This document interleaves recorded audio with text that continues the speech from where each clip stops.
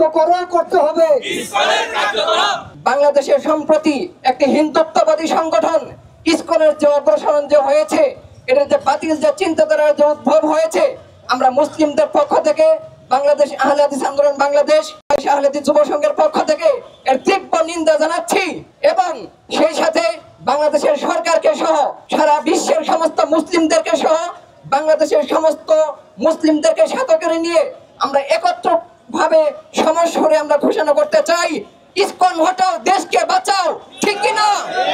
আমরা বাংলাদেশ সরকারের কাছে বর্তমানে যারা উপদেষ্টা রয়েছেন, বর্তমানে দেশ যারা পরিচালনা করছেন, তাদের কাছে আমরা বলছি, বাংলাদেশের 17 কোটি মুসলিমদেরকে আপনাদের বাঁচানোর দায়িত্ব আপনাদেরকে ফরজ হচ্ছে।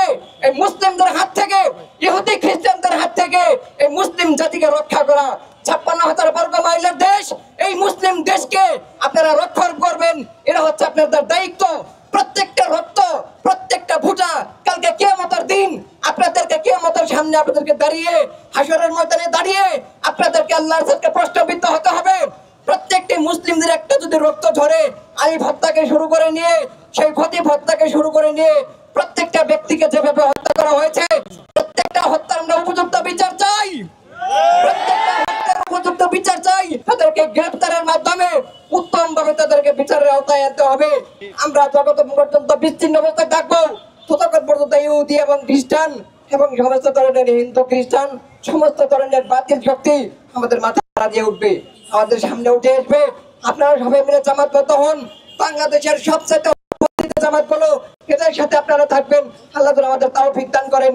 আল্লাহুম্মা আমিন। সুবহান রাব্বিকা রাব্বিল ইজ্জাতি আম্মা ইয়াসিফুন, সালামুন আলাল মুরসালিন, আলহামদুলিল্লাহি রাব্বিল আলামিন। বন্ধ করতে হবে। যেই দেশে 90% মুসলিম বসবাস নিষিদ্ধ সংগঠন আমরা মনে করি, সেই সংগঠনটি ইসকন আমাদের দেশে মা বোনদের ইজ্জত লুণ্ঠিত করছে, আমাদের মুসলিম ভাইদেরকে হত্যা করছে।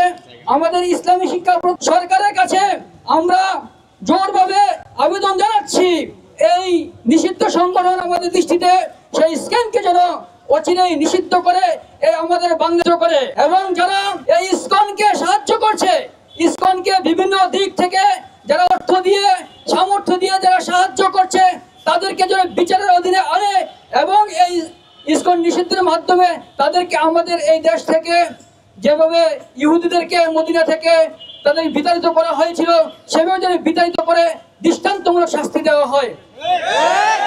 এবং আল্লাহ রাব্বুল আলামিনের কাছে আমরা সেই ফরিয়াদ করছি, বিভিন্ন কলুষিত চেষ্টা করছে, আল্লাহ রাব্বুল আলামিন যেন অতীত ইতিহাসে যাদেরকে ধ্বংস করেছেন সেভাবে যেন তাদেরকে সমূলে ধ্বংস করে দেন এবং ইসলামকে আমাদের আজীবন সে অক্ষত রাখে।